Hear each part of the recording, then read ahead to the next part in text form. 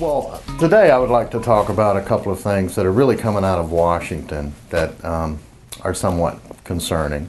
The first is the status of the oil spill claims.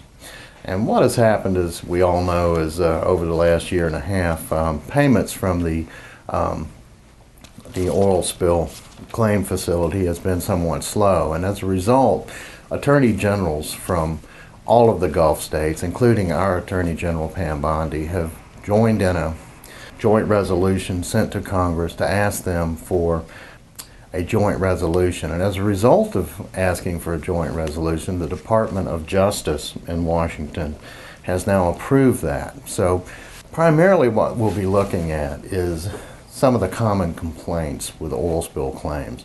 One of them is that they ask for simply too much information.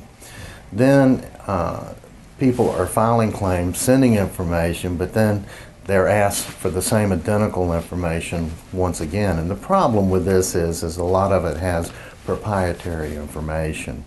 And people are a little hesitant to continue to send out the same documents over and over, not knowing what hands they fall in. And then finally, one of the big complaints is that if you're willing to do a quick release claim, which basically gives up all of your rights immediately, you tend to get paid a little faster than just an interim settlement until the final claim can be processed. And this is a little concerning to some of the attorney generals. So what we're going to be looking at here in the next few months is an internal audit, hopefully a report that will spur on the claims facility to rush up the payment for those who were injured in the Deepwater Horizon oil spill. Another example of Washington continuing to churn out rules would be the National Labor Relations Board.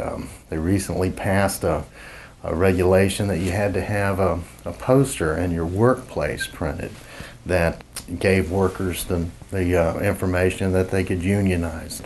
And while it probably is more significant in the Northeast or perhaps on the West Coast, usually in the South, they're right-to-work states. They've always been that. And the idea of here we go again, we've got to get, another poster up on the wall, is somewhat disconcerting. And what happened is this poster was supposed to be up by November of this year. But because the business community has expressed itself, the National Labor Relations Board has pushed that requirement back to January 31st. But it's another example of mandates from Washington that cost money, and it is questionable as to whether or not the benefit outweighs the cost. The EPA, the Department of Environmental Protection, has introduced new clean water rules. It's water quality. They are going to apply this particular rule to Florida and Florida only. Just to give you an example, there are over 23,000 pages of rules when it relates to environmental protection. And as this particular rule is water quality, and it is going to cost the state of Florida billions of dollars to comply. It's definitely going to be a job killer with this economy. And what we are asking is to let each state manage its own water quality, because unlike many states, water is a huge, significant resource here in Florida. And we've been doing a relatively good job for the past 50 years to ensure that we have clean water. But to have Washington send down another set of mandates, which will cost the state billions, is going to be very difficult for the state in this economy. Oftentimes I'm asked, well, what can the average member, do? What does my participation mean?